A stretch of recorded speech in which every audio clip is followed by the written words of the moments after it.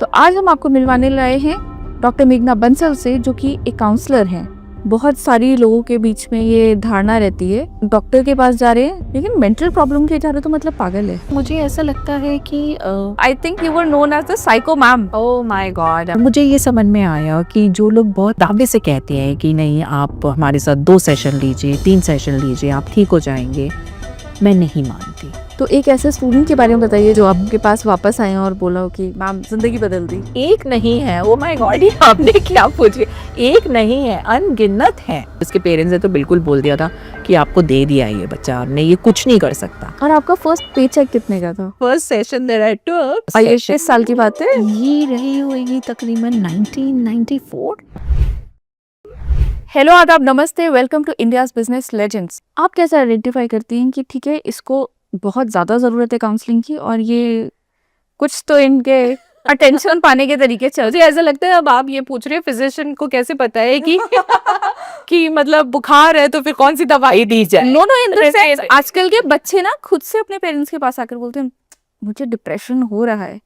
तो पेरेंट्स वैसे भी वेरी ऑनेस्ट, मुश्किल हो बच्चों में जाता भी है। डिप्रेशन है, आपको पता है? कोर्स हाँ, छोटे छोटे बच्चों में भी डिप्रेशन हो रहे हैं, उन बच्चों में जिनमें बात करने के लिए कोई भी नहीं है। मतलब बहुत पेरेंट्स आर वर्किंग है, हाँ, वो बेचारी मेड लेती है स्कूल से, वो खाना खिला रही है, वही Right. सुला रही है, वही संभाल रही है, वही कर रही है।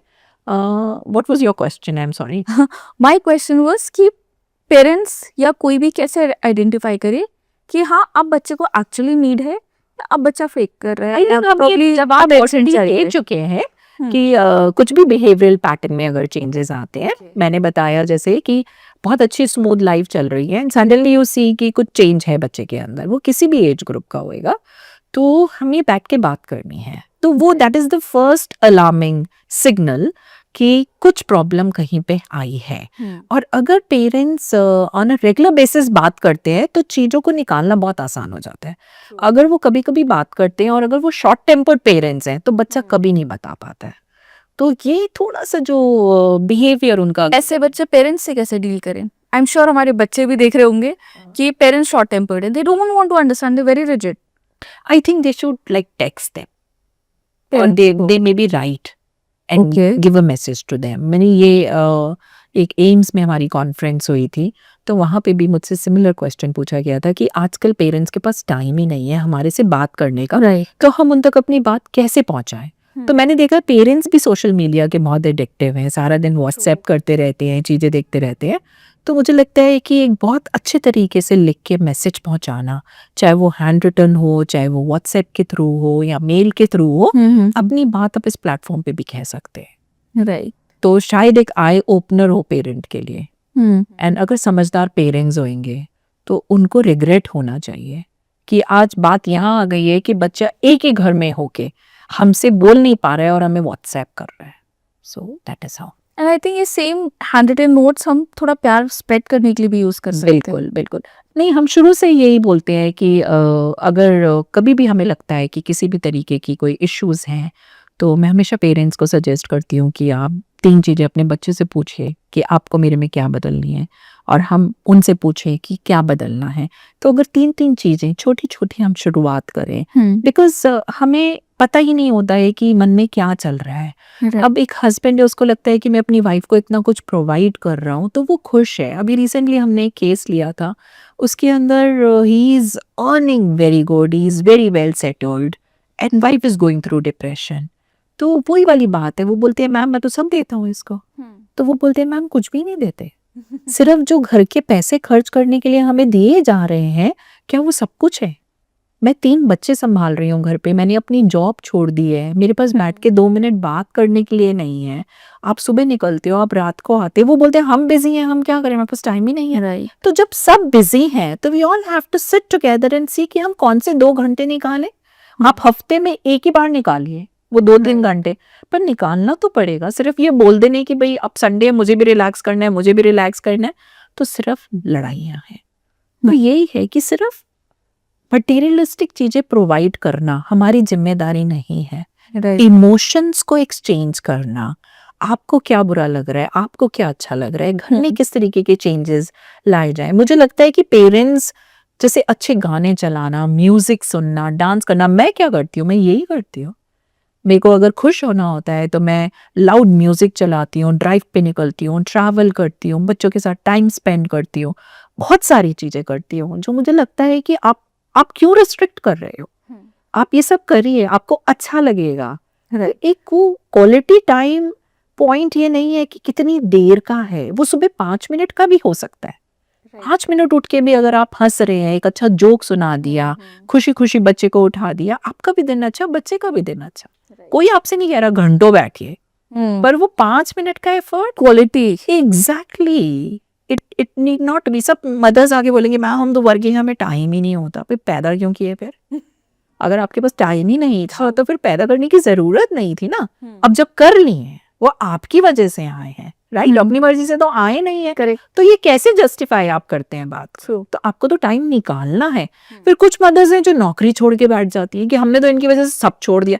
भी मत छोड़िए, थोड़ा अपनी जिंदगी भी जीने की कोशिश करिए, अपना पैशन भी करिए, बैलेंस स्ट्राइक करिए। ओके, एक सवाल है, क्योंकि आप सबकी परेशानियों के बारे में बात कर रहे हैं, जब आप खुद जिंदगी में परेशान होती हैं, जिंदगी है उतार चढ़ाव चलते रहते हैं, आप खुद परेशान होती हैं तो आप उससे कैसे डील करती हैं? वैसे तो टू बी वेरी ऑनेस्ट मेरा बहुत ही अच्छा रहता था, डांस, म्यूजिक, जुम्बा क्लासेस, मैं बहुत बिजी। फैन फॉलोइंग है, बिकॉज सोशल मीडिया पर अच्छा खासा फैन फॉलोइंग है। I know, I mean, I'm very blessed to have so many people in my life जो बहुत प्यार करते हैं और बहुत इंस्पायर होते हैं और बहुत मेरे जैसे बनना चाहते हैं। तो शायद उन लोगों के लिए भी मैं ये बताती हूँ कि काम के साथ साथ अपनी जिंदगी को जीना कितना जरूरी है। तो उसको जीने के लिए ना, जैसे ट्रैवल करना, फैशन करना, शॉपिंग करना और उसके साथ म्यूजिक सुनना और डांस करना, कुछ भी अपॉर्चुनिटी आए आई जस्ट ग्रैब इट। अभी जैसे प्लास शो हुआ था, I will go and see that. यहाँ भी महाकुंभ था तो मैं वहां होके आई। कुछ भी चीज है, मुझे लगता है कि कोई भी छोटी अपॉर्चुनिटी, बड़ी opportunity, grab it, live life and be happy. Because एक ही लाइफ मिली है। राइट। हम ये सोचते रह जाएंगे इसने क्या कहा, उसने क्या कहा, वो हमें जज कर रहे हैं, ये हमारे बारे में क्या सोच रहे हैं, आपकी जिंदगी निकल जाएगी। The only thing I have learned is जो प्यार करते हैं वो भी एक दिन जाएंगे, जो नहीं करते वो भी एक दिन जाएंगे। तो सबसे ज्यादा जरूरी है अपनी जिंदगी जीना। अगर आप अपनी लाइफ को जब रात को सोने जाते हैं आपको लगता है आपने किसी को भी इंटेंशनली तकलीफ नहीं पहुंचाई है, सबसे अच्छी लाइफ है। और आप उसको कितना वर्दी बनाते हैं वो आपके ऊपर है। अगर आपको लगता है यार मैंने 10 दिन बहुत काम कर दिया, देखिए पैसा तो ऐसी चीज है जितना आता जाए इंसान को कम लगता है। पर मुझे लगता है कि अगर 10 दिन काम करके आपको लगता है आपने अपना टारगेट अचीव कर लिया, आप बाकी के 20 दिन मत करिए, आप इंजॉय करिए, आप रेस्ट करिए, आप कुछ ऐसा करिए जो आपको सीख के अच्छा लगे। And there is no age, there is no bar कि नहीं आप इतने साल के हो गए तो अब हम ये क्यों सीखे। मेरा बहुत मन करता है कि मैं अब I have started with Latino classes, मुझे लगता है कि मैं जाइव सीखूं, मैं जैज सीखूं। तो मैं हर टाइम कुछ कुछ नया एक्सपेरिमेंट करती रहती हूँ। और आप मिलते हो लोगों से, and I love to socialise, I love to talk. मुझे लगता है लोगों क्या चल रहा है, लोग कैसे सोच रहे हैं, एक नया प्लेटफॉर्म मिलता है, नई चीज सीखने को मिलती है। तो पेंटिंग कर लिया, if you see this painting at the back, this is done by me. Wow. Yeah and how therapeutic is painting? Yeah it is very nice, like music therapy बात करिए या गो फॉर वॉक बात करिए, go green बात करिए या painting की बात करिए, ये सारे बहुत थेरेप्यूटिक है। यू नो ये सब आपकी, because they feel so much colours in your life. Right. You know मुझे लगता है लाइफ हमारी बोरिंग और डल तब होती है जब हम कलर्स भूल जाते हैं। कलर्स अगर कोई नहीं दे रहा है, सबसे बड़ी चीज जो दुनिया को समझनी है ना कि आपको अपनी हैप्पीनेस खुद क्रिएट करनी है। अगर आप लोगों से उम्मीद करते हैं ना कि वो हमें हैप्पीनेस दें, वो बहुत गलत है। अगर आप खुद क्रिएट करते हैं, खुद हैप्पी है, खुद स्प्रेड करते हैं, तो they are forced to give it back to you. Right. But अगर आप सिर्फ मांगते रहेंगे और खुद नहीं है तो कभी नहीं मिलेगी। तो आपको वो स्प्रेड करनी है तो टू गेट इट बैक, तो वो हमें करना है। लाइक पीपल कॉल मी कि मैम आप कैसे जीते हो यार, आप इतने मस्त कैसे हो, आप इतना खुश कैसे रह लेते हो, आप रोज इतने वाइब्रेंट कैसे रह लेते हो, रोज लाइफ को इतना एक्सपेरिमेंट कैसे कर लेते हो। क्योंकि मुझे लगता है कुछ भी चीज मिस नहीं होनी चाहिए बिफोर आई वो। सो इसलिए मुझे लगता है हर दिन कुछ एक्सपेरिमेंट करना है। आई थिंक हम सभी के साथ एक बहुत डिफिकल्ट फेज रहा है कोविड। हम सब लोग आइसोलेटेड थे, उसके अलावा न्यूज़ आती थी so and so is dying, तो बहुत डिफिकल्ट फेज रहा था। आपने आई एम श्योर बहुत ज़्यादा पेशेंट्स भी देखे होंगे, तो उस टाइम कैसे डील किया आपने? हाँ, मतलब पेशेंट तो मैं खुद भी एक पेशेंट थी कोविड की। हाँ, मैं भी हॉस्पिटल में रही थी ऑलमोस्ट 2 मंथ्स के लिए। और जैसे बोलते हैं ना, I always believed in the concept of subconscious mind. मुझे ये लगता है कि अगर आपने कहीं सोच लिया है कि ज़िंदगी नहीं होने वाली रिवाइव, तो नहीं होगी। ओह, तो मुझे लगता है कि एक वो हमें हमेशा लेके चलना है कि अगर आप इंटरनली पॉजिटिव है तो आप फाइट कर सकते हैं। It was a very tough phase, it was very very tough phase, पर मेरे रोने से कुछ नहीं होने वाला था। ट्रू। तो आई थॉट इसको भी करके देखते हैं, लेट्स ट्राई।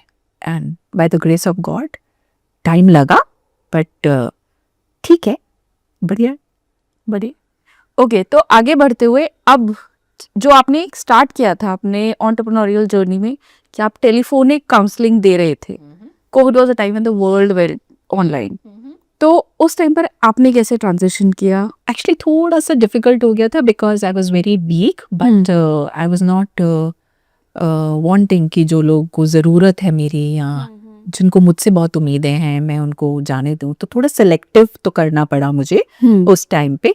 बट बहुत ज़्यादा फैमिली रिलेटेड इश्यूज बहुत आए उस टाइम पे।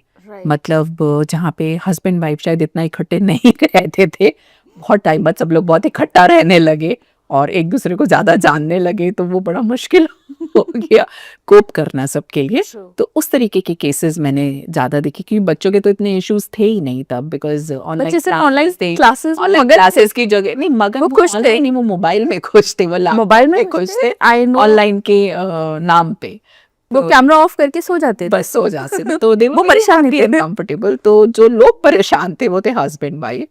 तो उस तरीके के केसेस हमने उस टाइम पे जितना ले सके थोड़ा थोड़ा करके, बट यूजली व्हाट्सएप कंसल्टेंसी मैंने ज़्यादा करी because speaking was an issue, because lungs had little problem.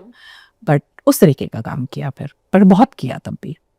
तो अब आज की डेट में आपने हमें बताया था कि आपने 300 रुपए का पहला पेचेक लिया था। हाँ, What are your charges and oh my what's God. your income like in a year? Don't ask me that. थोड़ा सा let's inspire others. I tell you, now I charge approximately 5,000 rupees for 40-45 minutes. And if I convert something into package, then it can go in lakhs. Awesome. Yeah. That's really awesome. Yeah. तो And अगर people are paying because they are seeing results. And counseling is something that you can't force. आप जबरदस्ती किसी के ऊपर counselling नहीं कर सकते हो। अगर आपको लगता है कि हाँ फायदा होगा तभी लोग, अदरवाइज आपको पता है ना कोई 1 रुपया नहीं निकालता है। But somewhere people see result, they feel happiness in the house, then people don't mind paying. right, I also take it as a challenge. Every case, every client is very very special to me and to my heart. I never think कि यार अब बहुत कर लिया, इसको थोड़ा easy ले लेती हूँ। Every case is a challenge. और जब तक वो ट्रैक पे नहीं आता है मैं पीछा नहीं छोड़ती हूँ। तो वो आज भी पूरी शिद्दत के साथ काम करना है, तो पूरी शिद्दत के साथ। आई थिंक यही आपके सक्सेस का रीजन। बिल्कुल बिल्कुल। आजकल के जो मॉडर्न पेरेंट्स हैं वो अपने बच्चों को लेकर ज़्यादा प्रोटेक्टिव होते हैं। नहीं आप बाहर अकेले मत जाइए, नहीं आप ये मत करिए, I give it to you on a platter. And I call it कि हम बच्चे नहीं पाल रहे, हम अंडे के छिलके पाल रहे हैं। तो कितना सही है और इसके लिए सही अप्रोच क्या है? एक्चुअली जो बहुत इनसिक्योर पेरेंट्स होते हैं ना, वो ही हमेशा इनसिक्योरिटी डालते हैं। ठीक है, उनको ये लगता है बच्चा बाहर जाएगा तो कुछ हो जाएगा, या फिर आजकल इतनी चीजें दिखा रहे हैं तो वो घबराते हैं अपने बच्चों को छोड़ने। एक case of a child kidnapping और सारे ट्रिगर सब हाँ, पेरेंट्स के सब ऑन उधर आ जाते हैं कि सब कुछ अब वही बैठे हुए, तो क्या ऐसे तो घर में बैठे छत गिर जाएगी, आपको क्या पता है। सी होने को कुछ भी हो सकता है ना, तो आप बहुत ज्यादा सोच के जिंदगी नहीं जी सकते। अगर देखिए, मेरे को हमेशा ये लगता है कि every problem comes with a solution. तो आपको सिर्फ थोड़ा एक्सप्लोर करने की जरूरत है। अगर आप खुद भी इनसिक्योर हैं, बच्चे को भी इनसिक्योर बनाएंगे, तो वो पूरी जिंदगी वैसे बन के रह जाएगा। और अगर आपको लगता है कि आप ओवर प्रोटेक्टिव हैं, आप अकेले नहीं जाना देते, पर उसकी तो डिमांड है ना। अगर आज उसके फ्रेंड की बर्थडे पार्टी है या सब लोग मीटअप करें, आप छोड़िए, आप भी घूम लीजिए मॉल में, जब खत्म हो जाएगा आप लेके आ जाइए, पर रिस्ट्रिक्ट तो मत करिए उसको, अपनी जिंदगी जीने से तो मना मत करिए। तो हमारे IBL के व्यूअर्स हैं एंड बहुत मोटिवेटेड ऑडियंस है हमारी, जो अपने खुद के बिजनेस सेटअप करना चाहते हैं। तो इनमें से अगर कोई एक एज अ काउंसलर अपना करियर ग्रो करना चाहता है, तो कैसे कर सकते? एक्चुअली सबसे पहले तो क्वालिफिकेशन जो अब बहुत ज़रूरी है, और अपना पैशन समझना कि यस मैं बहुत सारे मैंने ऐसे बच्चे देखे हैं जो काउंसलिंग प्रोफेशन में चले जाते हैं, बट क्योंकि लोगों के इश्यूज इतने मेजर होते हैं तो वो उनको भी मेंटली इफेक्ट कर देते हैं, तो you have to be very strong mentally. ऐसा नहीं है कि इस सब प्रोसेस में मैं इफेक्ट नहीं होती थी, पर मैं उसको समझती थी कि कैसे मुझे डिस्ट्रैक्ट करके लाइफ को बढ़ाना है, क्योंकि बहुत सैडनिंग हो जाता है लोगों के इश्यूज को सुनना। तो सबसे पहले आप मेंटली कितने स्ट्रांग हैं, आप कितनी चीज़ों को अपने अंदर ले पाएंगे और किस तरीके से डील कर पाएंगे खुद की लाइफ को। तो पहले वो एस्पेक्ट को, उस पर्सनालिटी को समझना है। उसके बाद हमें ये देखना है कि क्या हम इतनी पढ़ाई कर पाएंगे, या हमें देखिए इट इज़ नॉट डिग्री और लाइफ एक्सपीरियंस दोनों चाहिए।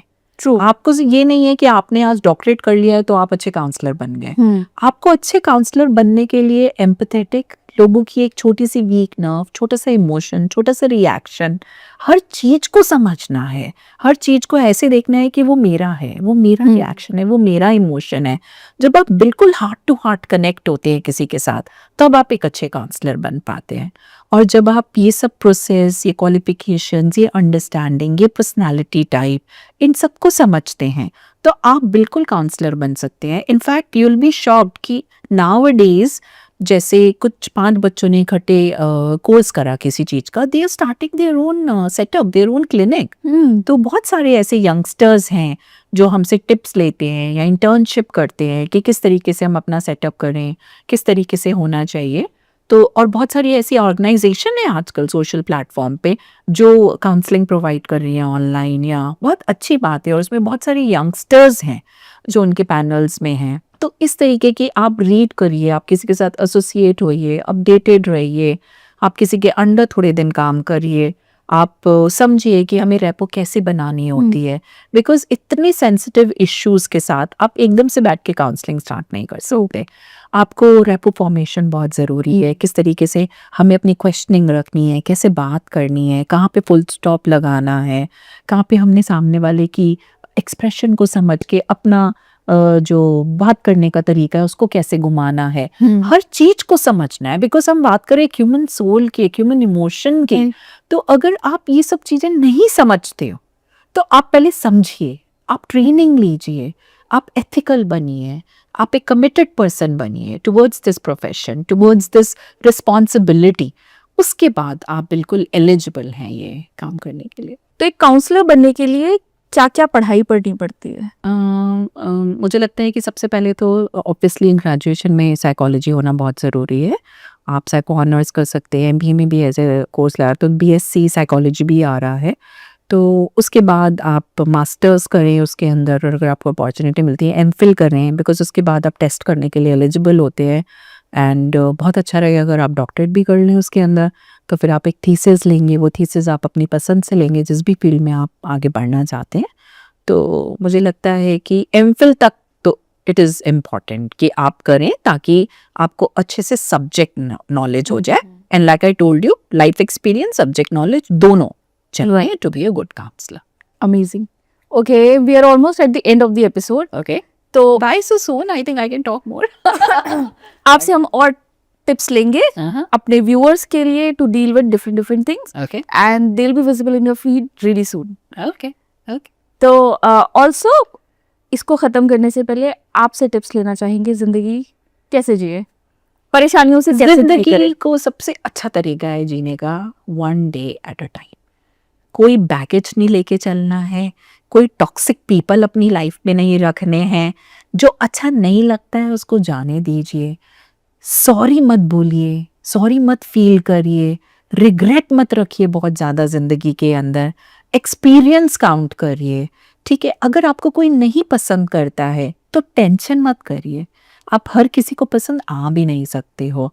तो जो करता है उनको अपने पास रखिए, और कभी भी ये मत सोचिए कि मेरे साथ ऐसा क्यों। हम बहुत बार इस प्रोसेस में आ जाते, लगते हैं भगवान मेरे साथ ही ऐसा क्यों कर रहा है। यकीन मानिए सबके साथ कुछ कुछ हो रहा है। इसलिए जितना कम बैगेज लेंगे और जितना आज में जिएंगे और फ्यूचर पॉजिटिव सोचेंगे और खुश रहने की कोशिश करेंगे। एक छोटी सी स्टेटमेंट में सबको बोलती हूँ कि you become what you think. तो जैसे आप सोचेंगे आप वैसे ही बन जाएंगे। तभी हम बोलते हैं हर दिन एक नई शुरुआत है। क्यों बोलते हैं हम हर दिन सूरज उगता है, इसके पीछे बहुत सारी मीनिंग है, उसको समझिए और जिंदगी को बिल्कुल ऐसे लीजिए कि जो है बस आज है और कल अपने आप आ जाएगा और सब खुशी खुशी निकल जाएगा। ज़बरदस्त। आई थिंक हम सब भी अपनी ज़िंदगी में अपना लें तो शायद सबकी ज़िंदगी खुशगवार हो जाएगी। बिल्कुल बिल्कुल। Thank you so much for your time. हमें बहुत मज़ा आया आपसे बात करके। आई एम श्योर हमारी ऑडियंस को भी बहुत मज़ा आया होगा। I hope so. I hope so. I am looking forward to many questions and I am sure there will be many questions. yeah, definitely. So see you all next time. Thank you. Okay, thank you.